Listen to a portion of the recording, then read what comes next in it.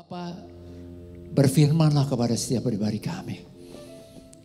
Lebih lagi, lebih lagi. Dan biar saat ini kami mau belajar duduk diam. Fokus kepada Engkau Tuhan. Terus fokus sama Engkau Tuhan. Terima kasih Bapa. Dan kami mau deklarasikan di dalam nama Tuhan Yesus Kristus. Kerajaan Allah sudah ditegakkan di tempat ini. Dan hanya kehendak Bapa di sorga yang jadi. Yang lemah dikuatkan. Yang sakit disembuhkan. Yang berbeban berat diberi kelegaan. Yang terikat dilepaskan. Kami terima di dalam nama Tuhan Yesus Kristus. Terima kasih Bapa. Terima kasih. Dalam nama Tuhan Yesus kami berdoa dan mengucap syukur. Sama-sama kita katakan amin. Puji Tuhan. Silakan duduk saudara. Shalom. Puji Tuhan. Tetap semangat.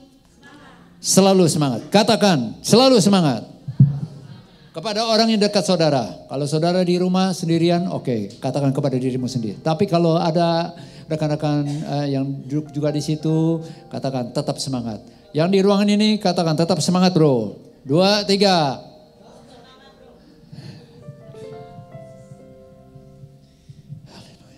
Oke, puji Tuhan. Kita bersyukur banget sama Tuhan ya. Kalau kita akhirnya bisa melewati tahun 2023. Kalau kita kilas balik sejenak saja. 2020, wow. Itu tahun yang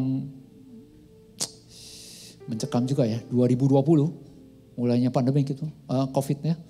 Waduh. Ya. Sampai ada satu orang senior katakan, aduh. Rasanya keluar masuk rumah, keluar masuk. Jangankan dia gak berani keluar rumah. Di dalam rumah kayaknya cuci tangan beberapa kali, 20 kali.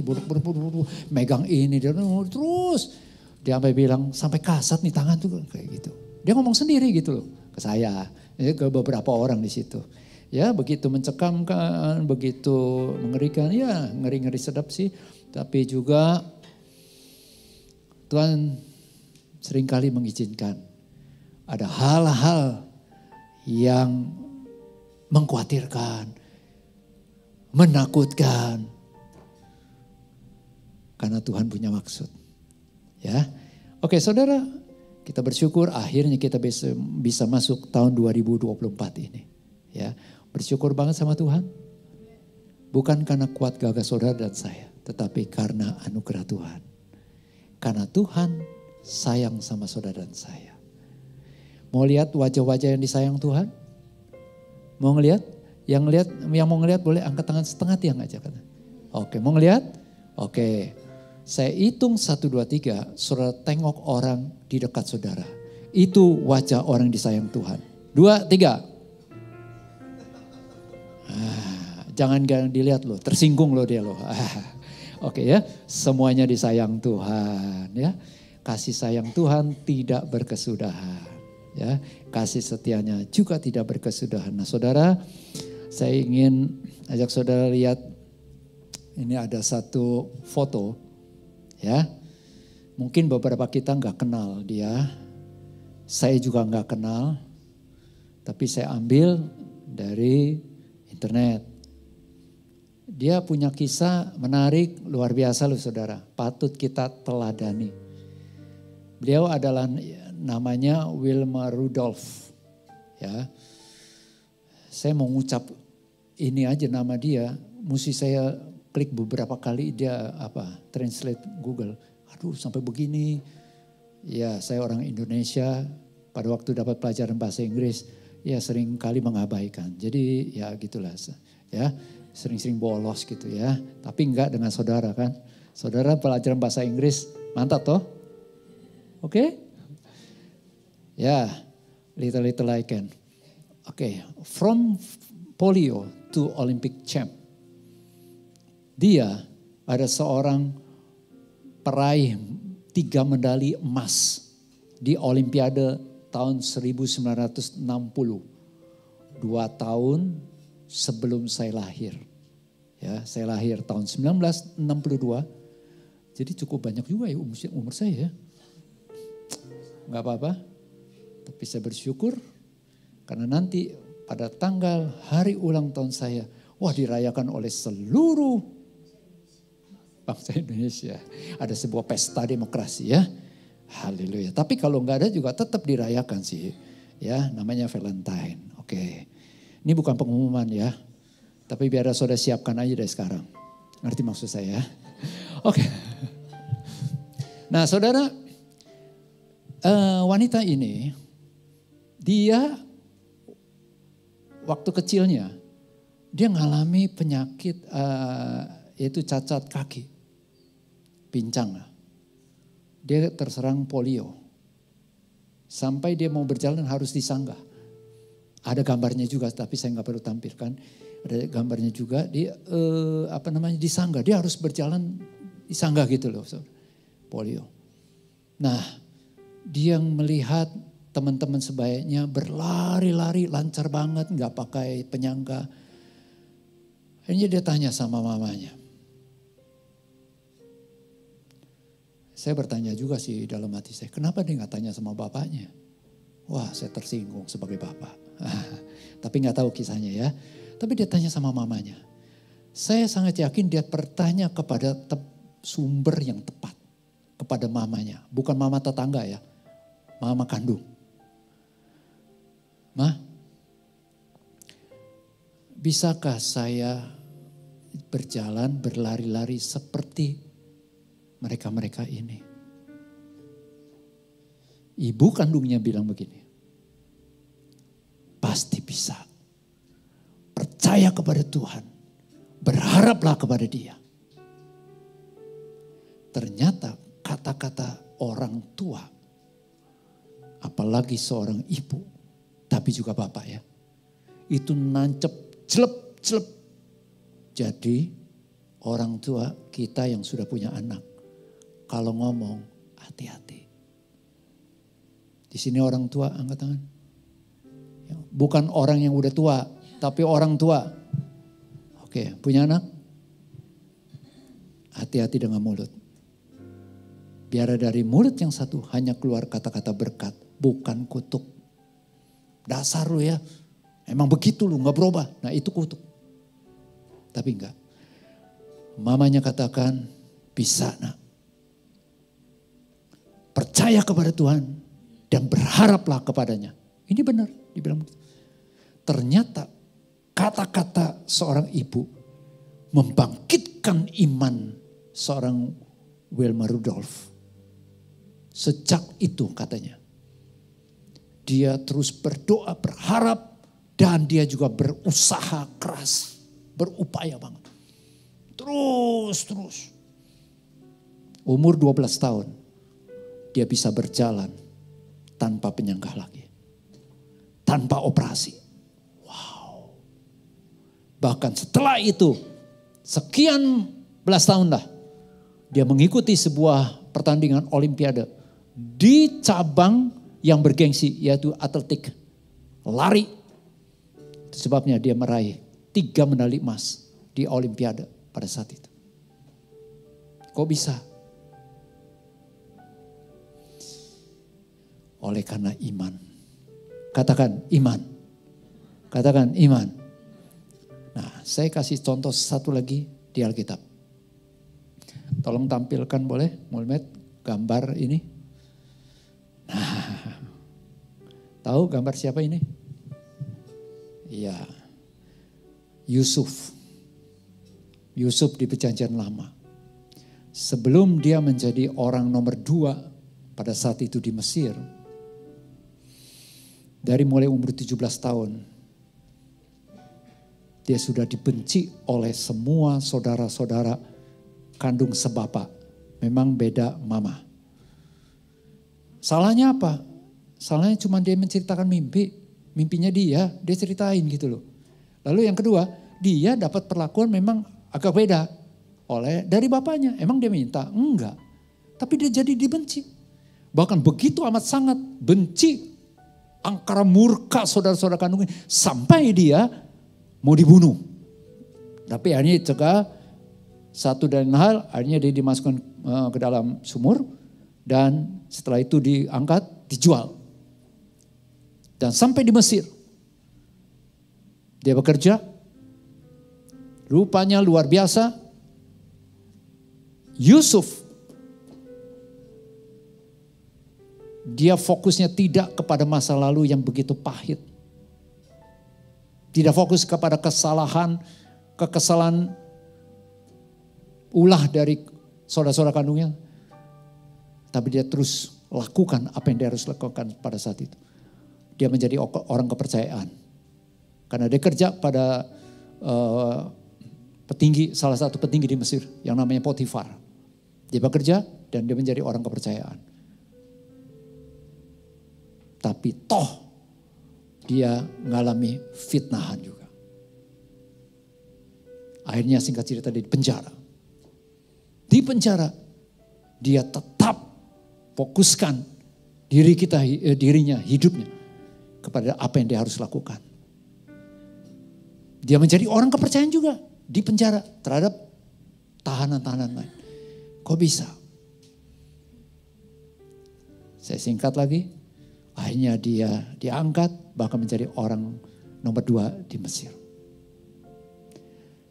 Di Ibrani pasal 11 itu disampaikan semua tokoh-tokoh Alkitab yaitu tokoh-tokoh iman. Salah satunya adalah Yusuf. Kalau Bapak Ibu Saudara teman-teman perhatikan siapa Yusuf? Kehidupannya seperti apa? Halo? Tapi dia termasuk tokoh iman. Artinya apa? Patut diteladani, patut dicontoh. Dia mengalami apa? Mengalami hal-hal yang gak mengenakan loh. Betul gak sih? Gak mengenakan banget. Gak berbuat apa-apa. Dihukum dan sebagainya. Wow. Tapi lihat. Orang yang berjalan dengan iman. Dia selalu mendapat kasih karunia Tuhan. Amin. Berapa banyak di antara saudara yang rindu sepanjang tahun 2024 ini akan mengalami kasih karunia demi kasih karunia Tuhan. Beri tepuk tangannya buat Tuhan. Saudara percaya dalam hari-hari ke depan, minggu-minggu ke depan, bulan-bulan ke depan, Tuhan sudah siapkan ada kasih karunia khusus buat saudara dan saya. Yang penting kita lakukan bagiannya kita. Tuhan lakukan bagiannya, kita lakukan bagiannya kita. Apa? Seperti tadi. Seperti si Wilma Rudolph dan Yusuf itu paling tidak. Belum lagi saya singgung tentang Daniel yang di Alkitab ya. Tokoh-tokoh iman luar biasa saudara. Nah baik mari sama-sama kita akan lihat yuk. Jadi topik kita atau tema kita pada saat ini adalah berjalan dengan iman. Katakan sama-sama berjalan dengan iman. Colek sebelahnya, berjalanlah dengan iman. 2, 3, siap. Ini juga buat saya. 2023 sudah berlalu, menjadi kenangan, menjadi pelajaran, menjadi pengalaman buat kita. Betul? Tapi kita tidak hidup di tahun 2023 nih sekarang.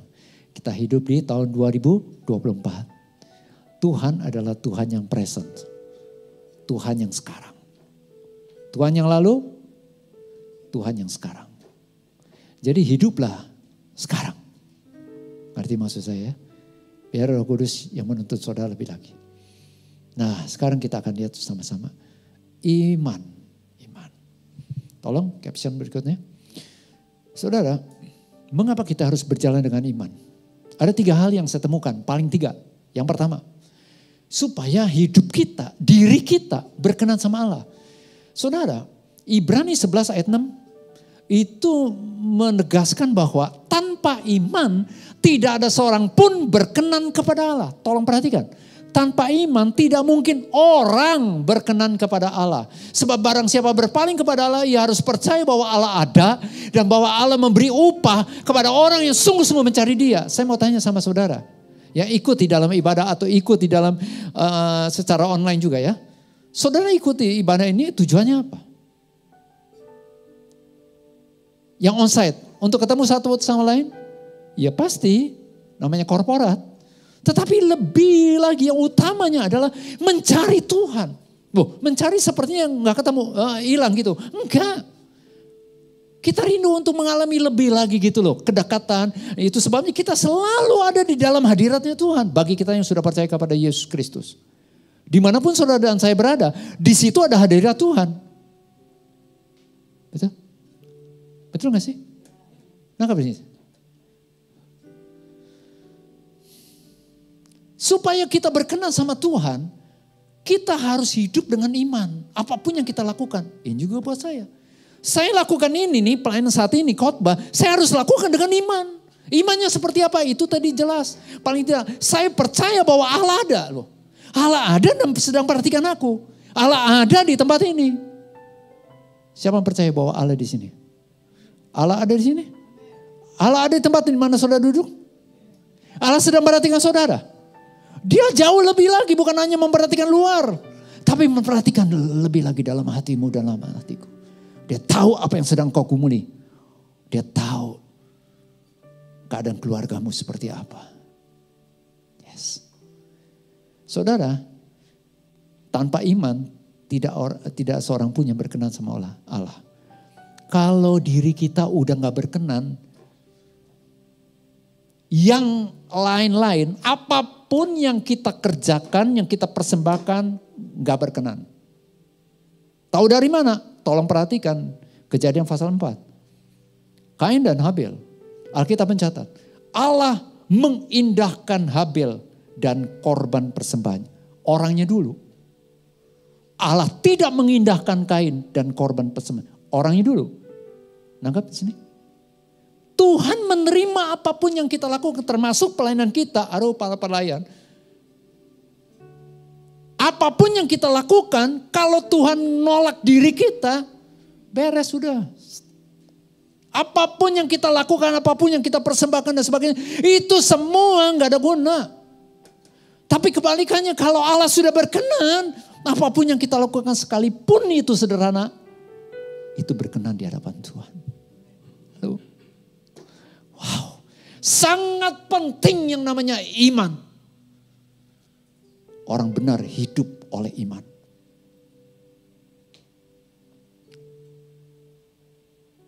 Termasuk ibadah. Pesan saya, juga buat saya. Sama-sama buat setiap kita. Kalau saudara mau beribadah, beribadahlah dengan iman. Apa artinya iman? Nanti kita akan lihat lebih. Beribadah bahwa engkau dan aku percaya Allah ada dan Allah memberi upah kepada orang yang sungguh-sungguh mencari Dia.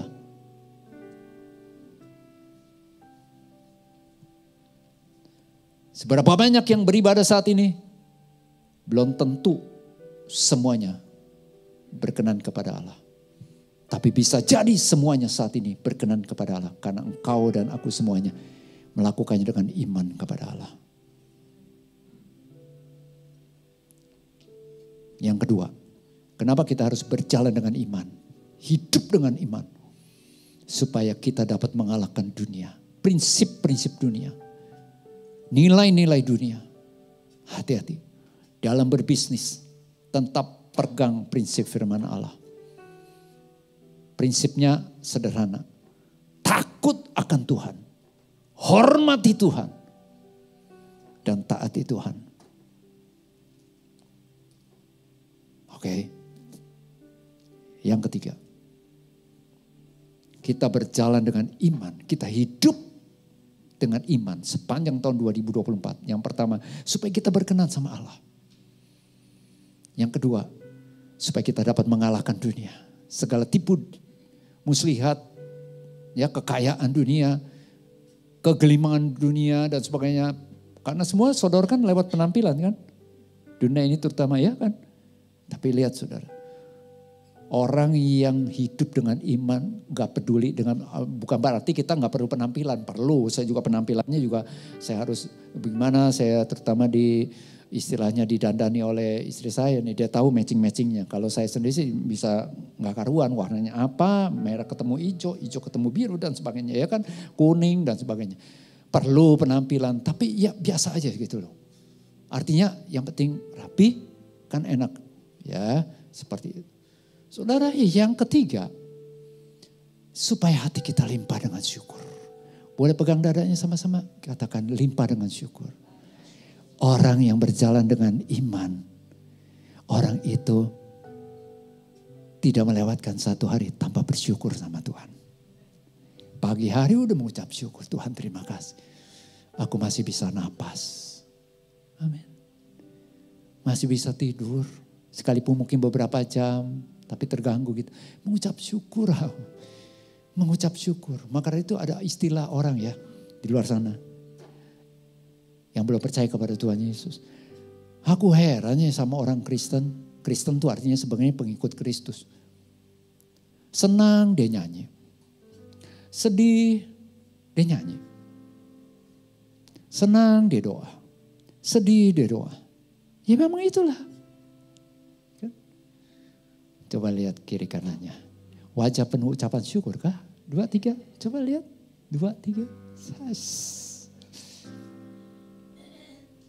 Ada berkat, mengucap syukur. Kagak ada berkat? Salah. Enggak mungkin saudara enggak ada berkat. Itu sebabnya saya tolak statement itu. Ada berkat mengucap syukur. Selanjutnya, ya tetap ada berkat mengucap syukur. Karena Tuhan kita, Tuhan saudara dan Tuhan saya adalah Tuhan yang suka memberkati. Haleluya. Nah saudara, itu yang ketiga. Hati limpah dengan syukur. Mengucap syukur. Hari ini, aduh makannya cuma tempe tahu goreng. Mengucap syukur masih bisa makan. Haleluya. Lanjut. Nah sekarang saya ingin lihat lagi. Ajak saudara perhatikan. Kalau gitu apa sih iman itu? Ya Ron? Iman. Dari dulu katanya iman. Nah saudara, Ibrani 11 ayat 1. Dengan tegas katakan apa? Ibrani 11 ayat 1. Iman adalah dasar dari segala sesuatu yang kita harapkan dan bukti dari segala sesuatu yang tidak kita lihat. Nah dalam terjemahan lain lebih jelas lagi saya pikir ya. Coba kita lihat yuk. Dalam bahasa Indonesia masa kini, BIMK. Beriman berarti yakin sungguh-sungguh. Katakan yakin sungguh-sungguh. Akan hal-hal yang diharapkan. Berarti mempunyai apa? Kepastian akan hal-hal yang dilihat. Nah dari definisi ini plus saya ngulik arti dari kata asli, bahasa asli dari iman yaitu pistis. Itu saya temukan iman punya unsur 3. Dan ini gak bisa dipisah-pisahkan 3 ini loh. Yang pertama.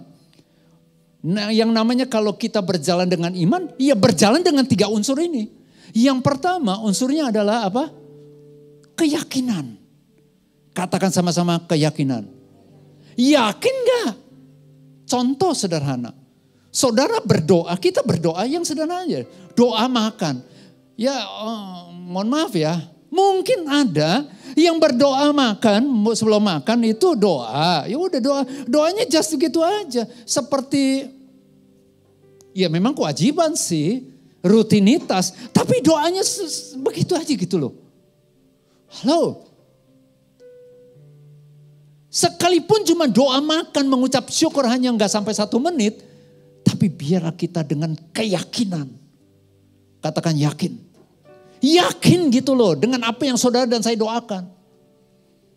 Oh kata-kata saya kan gak seperti si A, si B, si C yang kata-katanya bagus banget, puitis. Emangnya Tuhan terkesima gitu loh dengan kata-kata yang bagus. Halo? Percuma kalau kita gak lakukan dengan iman. Kita boleh kutip ayat Alkitab. Tapi Alkitab katakan kalau tanpa iman gak berkenan. Tapi kalau dengan iman. Dengan keyakinannya sungguh-sungguh. Bahwa Tuhan berkenan nih. Kita doakan sekalipun cuma 1-2 kalimat. Itu berkenan sama Tuhan bro. Itu yang namanya dupa yang harum di hadapan Tuhan.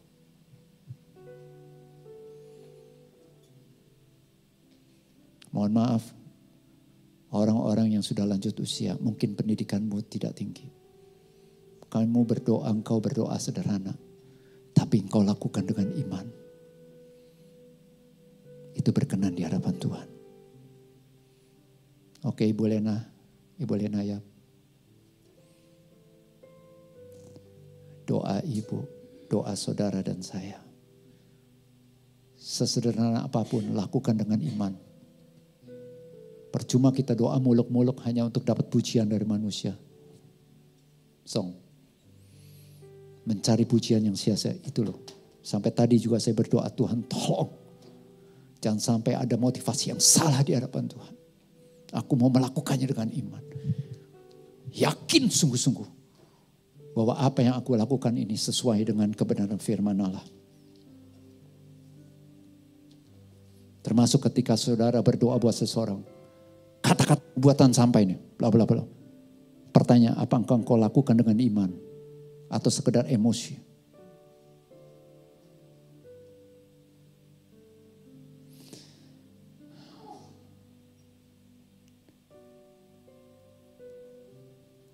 Ada kalanya saya berdoa, mendoakan orang.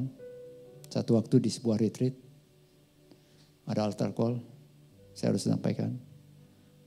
Kalau udah doa kan, gitu kan, kita doain ya. Tapi Roh Kudus gerakan saya untuk saya nggak ngomong. Saya hanya taruh tangan saya, atau kalau dia wanita, tangannya saya suruh taruh di dadanya, baru saya taruh di atas punggung tangannya. Diam aja. Nangis tuh saudara. Dia sampai jatuh.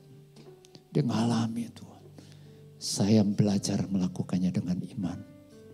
Ada kalanya aku harus berdoa, aku berdoa. Ada kalanya aku harus ngomong, tapi aku ngomong dengan iman. Tapi ada kalanya aku diam dengan iman. Tapi aku yakin apa yang kulakukan itu benar-benar setujuan dengan Tuhan. Halo, suami, doakan istri anak-anakmu dengan iman. Istri, doakan suamimu. Kau ada anak-anak, doakan dengan iman. Guru-guru sekolah minggu, kau doakan anak-anakmu. Bukan sekedar doa, tapi dengan iman. Yakin betul bahwa apa yang kita lakukan ini berkenan sama Tuhan. Sesuai dengan firman Tuhan. Yang kedua, unsur yang kedua adalah kepastian. Katakan kepastian. Pasti. Kenapa? Karena ada janji Tuhan. Pesan saya, kalau saudara besuk orang sakit, sama-sama saya belajar juga. Pastikan bahwa kita dengan kepastian datang. Ketika saudara dan saya mengeluarkan kata-kata penghiburan, bukan asal-asalan. Enak didengar telinga, no way. Buat apa? Gak ada kuasa. Tapi biar kita sampaikan. Itu sebabnya kita selalu terkonek sama Tuhan gitu loh.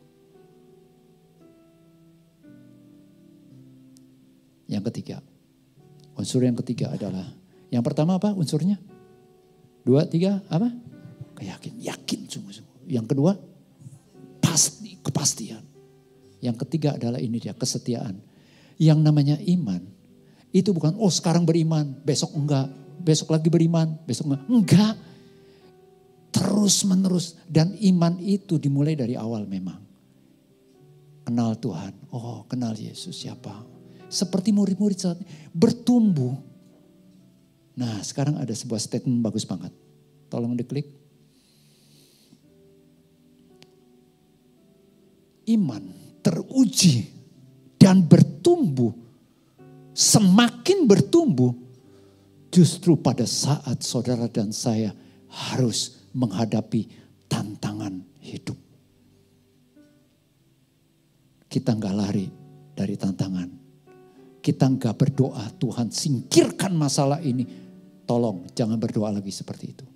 Karena Tuhan izinkan itu terjadi supaya nyata imanmu, imanku seperti apa. Ini nomor satu. Yang kedua, di dalam pada saat itu kondisi itu, kita semakin mengenal siapa Tuhan kita, Yesus Kristus.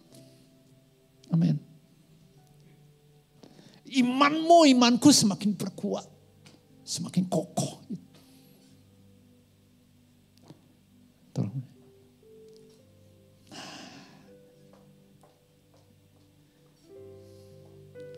Ini saya pegang, apa ini?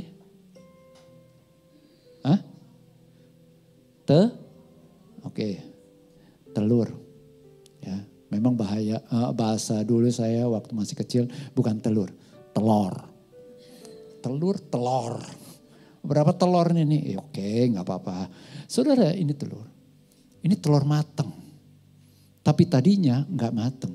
Di dalamnya encer atau encer lah ya. Tapi untuk jadi dia padat, dia harus ngalami proses apa? Rebus. Kalau dia bisa berteriak, dia teriak loh, sakit. Semakin padat. Iman itu juga kurang lebih seperti ini prosesnya. Murid-murid Tuhan Yesus ketika pertama kali jumpa dengan Yesus, terkesima dengan pengajaran Yesus, juga dengan mujizat Yesus. Tapi Tuhan Yesus tidak terkesima dengan level iman pada saat itu dari mereka. Itu sebabnya Yesus harus terus meneguhkan, menyatakan diri, ini aku. Dan ada sebuah peristiwa, silakan. Dalam Matius pasal 14 ayat 22 sampai 33. Oke, saya tidak bacakan ayatnya. Ini bicara tentang Yesus berjalan di atas air. Setelah Yesus memberi makan 5.000 orang laki-laki, belum termasuk perempuan dan anak-anak. Dengan apa memberi makannya? 5 I. Berarti saudara masih terkonek.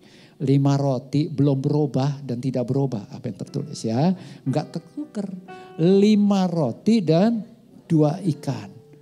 Ikannya adalah ikan siapa bilang kakap? Kau ikut-ikut.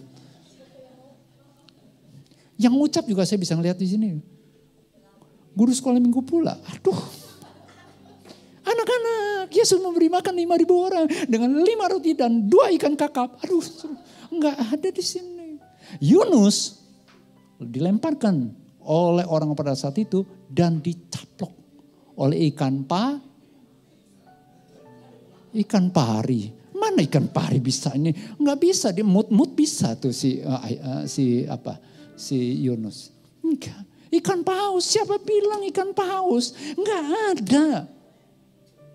Ya, ikan apa? Enggak tahu, pokoknya ikan besar lah begitu. Jadi tolonglah ya, bagi saudara dan saya mengajari, bukan hanya guru-guru ya, tapi kita mengajari anak-anak, tolonglah jangan terlalu lebay gitu loh ya. Melebih-lebihkan, ikan paus gede apa? Halo, oke, ikan besar begitu. Nah saudara kembali lagi. Murid-murid harus ngalami Tuhan lebih lagi. Supaya dia bertumbuh. Itu sebabnya Tuhan izinkan mereka ngalami tantangan. Oke? Nah ketika Yesus menyuruh mereka pergi ke seberang. Yesus gak ikut. Mereka taat sama Yesus. Artinya dia punya iman sama Yesus. Percaya sama Yesus. Kalau dia gak percaya dia gak mungkin taat. Betul gak sih? Taat. Tapi perhatikan level ketaatan, level kepercayaannya. Itu harus ditingkatkan oleh Tuhan saudara. Jadi kalau saudara dan saya sudah menyelesaikan sebuah perintah dari Tuhan. Saat ini tolong jangan gembira dulu. Kita belum selesai nih bro. Hidup kita masih ada. Tuhan mau supaya tahun 2024 ini kita terus ngalami itu yang namanya pembentukan iman kita. Sampai iman kita benar-benar kuat, keras, padat. Mantap gitu loh. Ini arti iman yang kokoh dalam bahasa aslinya. Gak tergoyahkan, tadi ada lagu. Oke.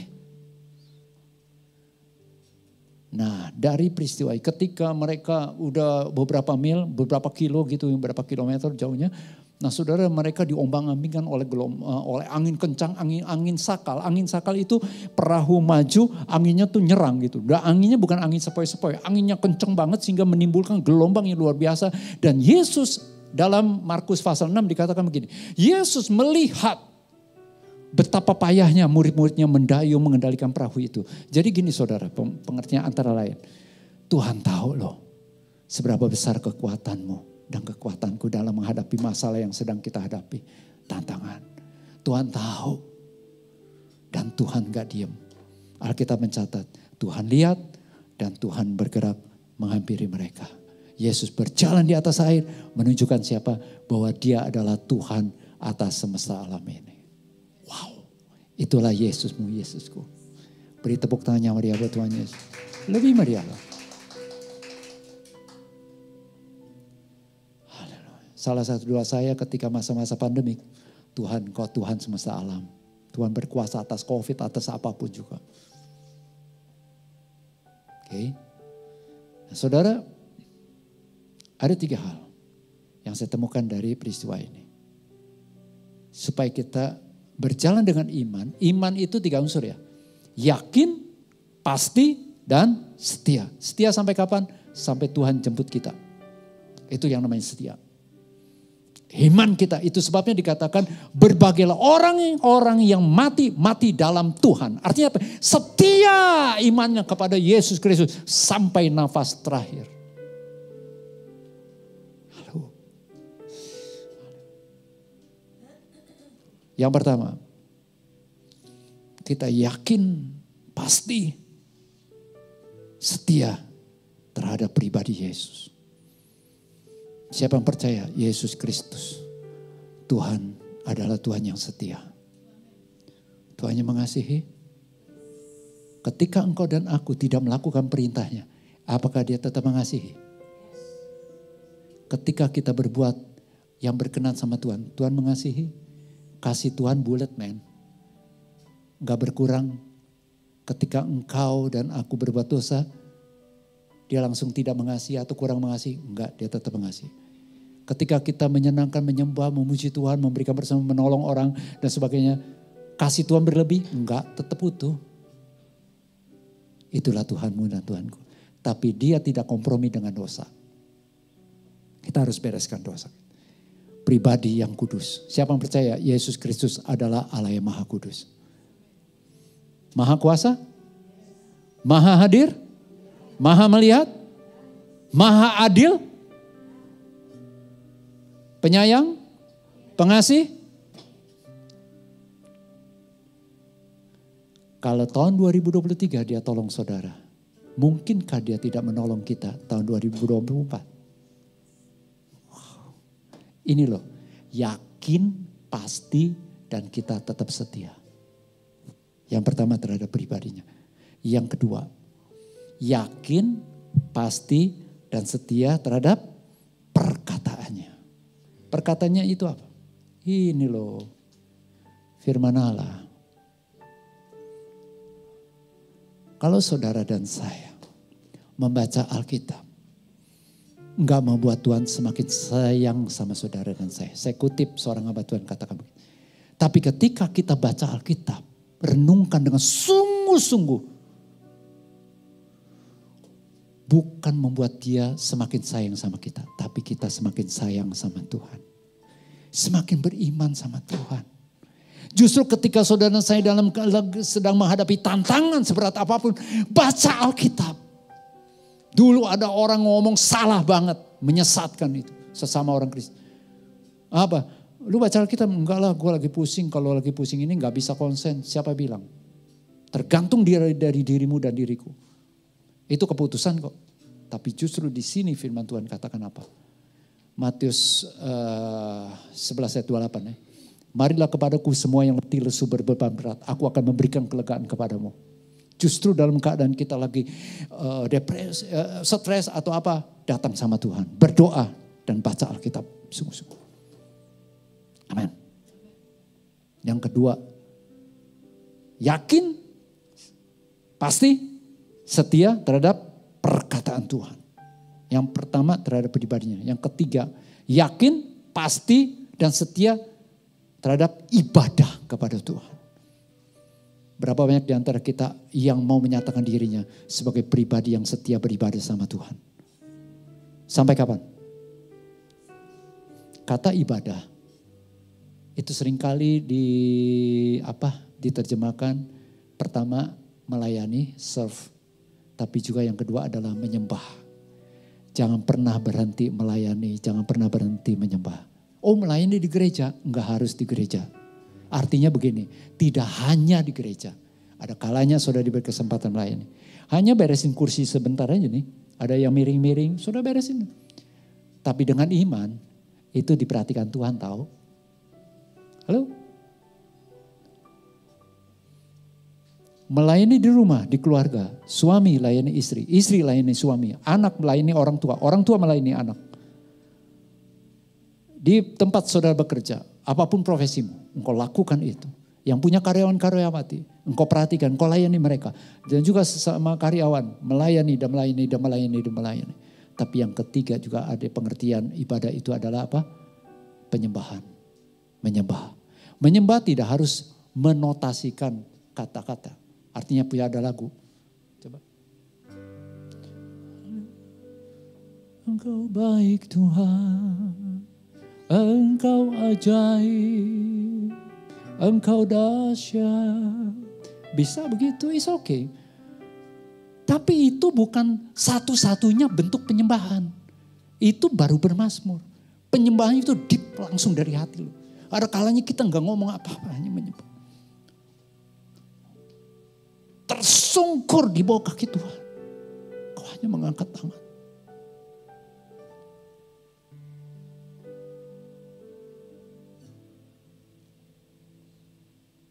Setia menyembah Tuhan. Hanya Yesus Kristus yang kita sembah, bukan yang lain. Hidupku tidak bergantung kepada apapun juga termasuk penampilan dan sebagainya. Hidupmu dan hidupku bergantung sama Tuhan. Nanti satu waktu kita akan kembali berjumpa dengan Dia muka dengan muka. Kita akan tinggalkan semuanya ini. Itu sebabnya mulai saat ini, yuk kita berjalan dengan iman. Dengan keyakinan, kepastian dan kesetiaan kepada Tuhan. Setialah juga di dalam melakukan profesimu. Apapun profesimu seharian, setia itu juga adalah penyembahan. Abad, bahasa asli dari ibadah. Dari kata abad muncul kata abodah, dari abodah ibadah. Abad itu bahasa asli dari apa? Mengusahakan. Tuhan menempatkan Adam di Taman Eden untuk mengusahakan dan memelihara. Mengusahakan, jadi ada kegiatan, gitu. Ada pekerjaan. Jadi kenapa kita harus bekerja? Itu perintah Tuhan. Kenapa kita harus bekerja? Aku beribadah sama Tuhan. Jadi ketika saudara dan saya bekerja, saudara sedang beribadah sama Tuhan. Jadi jangan tanya, kalau di kantor boleh korupsi atau enggak, boleh bohong atau enggak. Saudara dan saya sedang ibadah. Haleluya. Mulai saat ini, berjalanlah dengan iman. Target kita ya, target kita. Saya rindu sih, saya juga lagi belajar. Buat Tuhan bangga sama saudara dan saya. Gak pedulilah terbelakang kondisi apapun dirimu. Buat Tuhan bangga sama dirimu dalam hari-hari ke depan. Mari kita pakai berdiri. Biar tambah hari kita semakin mengenal Tuhan lebih dalam lagi. Haleluya. Haleluya. Glory. Haleluya. Glory. Terpujilah Tuhan. Engkau dimuliakan Tuhan. Haleluya. Berapa banyak di antara saudara yang percaya bahwa Tuhan ada begitu dekat di mana saudara berada saat ini. Percaya bahwa Dia sedang perhatikanmu. Sorot matanya, sorot mata yang penuh kasih. Belas kasihan. Dia menyayangimu lebih dari siapapun. Kita gak bisa melihat wajah Tuhan. Tapi Tuhan melihat wajah kita. Tapi kita melihat dengan iman. Kita menyatakan, kulihat wajahmu Tuhan. Kita kilas balik. Selama ini, sesungguhnya siapa yang menopangmu dan menopangku? Siapa yang menjagamu dan menjagaku? Siapa yang menghiburmu dan menghiburku? Siapa yang memberkatimu?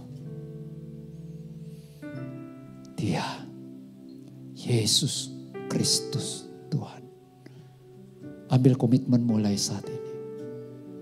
Mau berjalan dengan iman, dengan yakin, pasti, dan setia. Amin.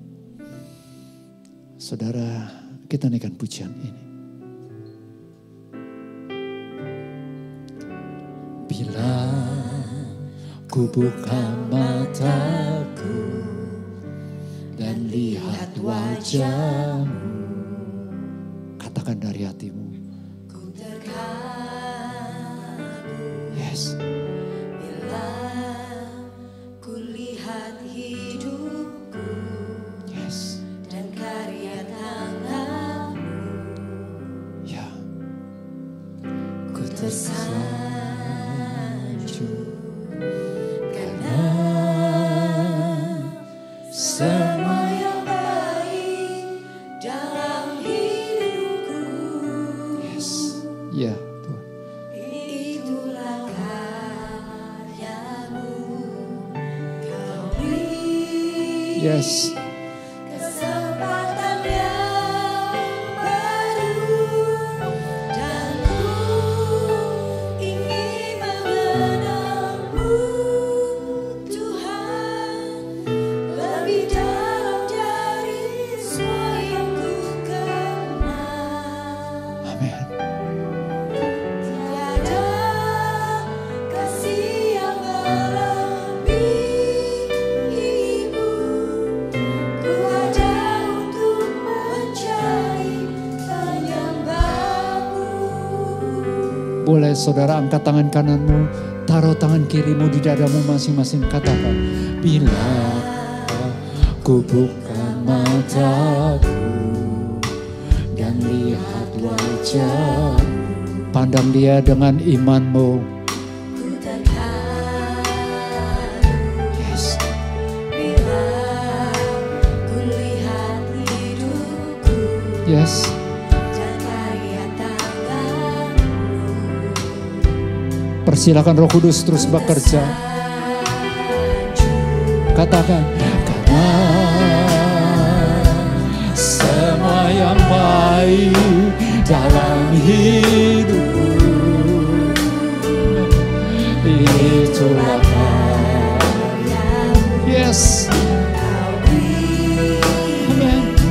Kesempatan yang baru, dan ku ingin mengenalmu Tuhan, lebih dalam dari semua yang ku kenal. Tiada kasih yang melebihimu, ku ada untuk menjadi penyembahmu. Pejamkan matamu, tolong dengar. Mungkin ada di antara saudara-saudara ini sedang menghadapi pergumulan, bahkan kebimbangan, beban yang begitu berat. Tapi firman Tuhan datang pada saat ini. Apa yang Yesus pernah sampaikan kepada murid dunia pada saat ini. Mereka sedang menghadapi badai begitu luar biasa. Yesus datang, Yesus katakan, tenanglah, ini aku. Ini aku, Yesus. Jangan takut. Tenang, anakku. Ini aku, Yesus.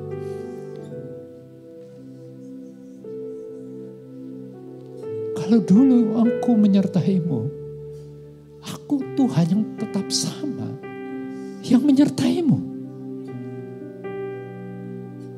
Tenanglah, ini aku.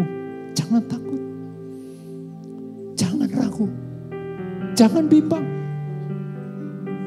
Hadapi, jalani. Karena aku gak pernah meninggalkan kau. Aku tahu seberapa besar kekuatanmu.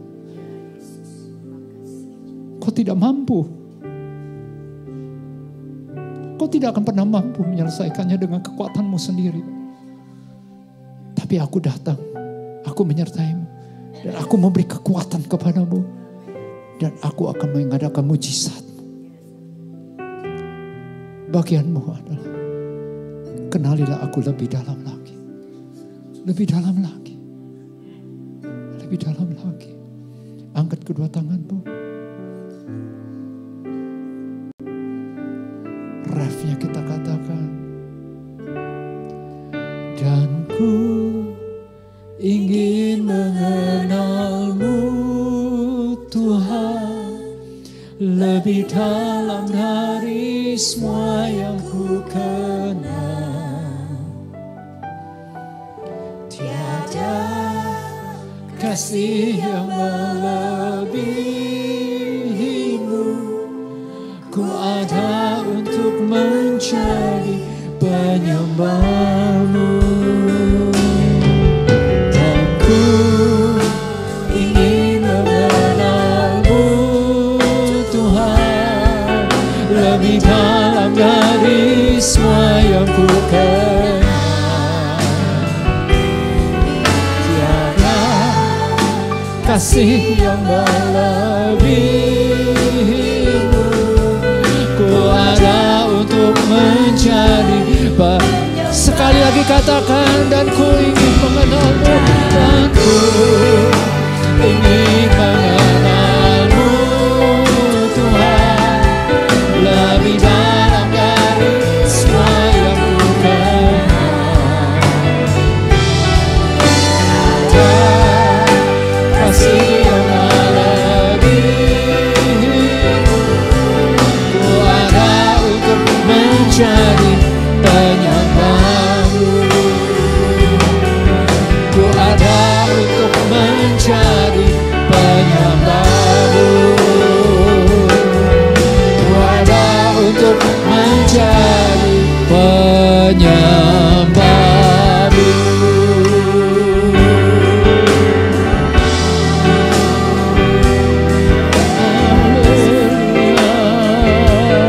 Berikanlah ucapan syukurmu yang terbaik.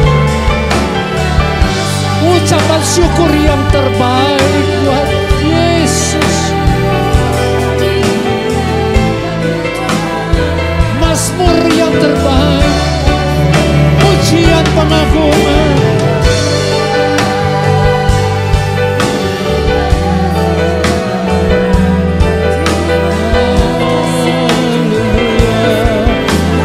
Betapa Dia mengasihi kita.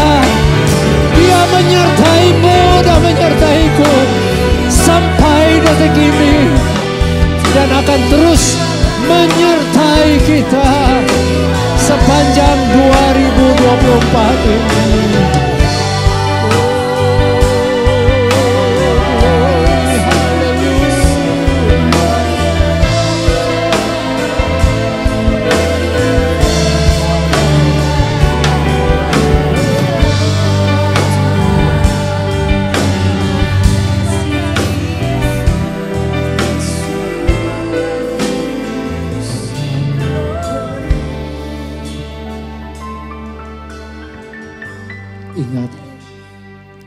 Ingat satu hal ini. Firman Tuhan dengan tegas katakan, jika aku datang, adakah aku menjumpai iman di bumi ini? Pesan, jangan sampai satu pun di antara saudara, termasuk saya, ketika Tuhan datang jemputmu, jemputku, dia tidak menjumpai iman. Iman itu harus kau dan aku pertahankan terus. Ada tantangan yang sedang kita hadapi. Melalui tantangan itu, tangan Tuhan sedang bekerja. Engkau dan aku akan melihat kemuliaan-Nya. Kemustahilan Tuhan sanggup buat menjadi keajaiban. Berapa banyak di antara kita yang percaya akan mujizat Tuhan? Angkat tanganmu tinggi-tinggi. Katakan dengan bahasa, dengan kata-katamu sendiri. Yang menyatakan bahwa engkau percaya akan mujizat Tuhan. Yes, percaya akan mujizat Tuhan. Percaya akan kuasa Tuhan. percaya akan keajaiban Tuhan. Karena Dia adalah Allah yang ajaib. Ajaib, ajaib, ajaib, ajaib, ajaib. Tahun ini adalah tahun Tuhan menyatakan keajaibannya demi keajaiban. Terus arahkan imanmu, perteguhkan imanmu, berjalanlah dengan iman. Terima kasih Tuhan, meteraikanlah firman-Mu dalam hati kami.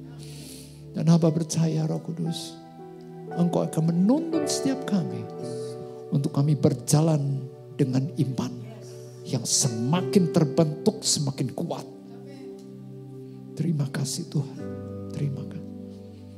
Di dalam nama Tuhan Yesus, di dalam nama Tuhan Yesus Kristus, kami berdoa dan mengucap syukur. Mari sama-sama kita katakan amin. Beri tepuk tangannya Maria buat Tuhan Yesus. Haleluya.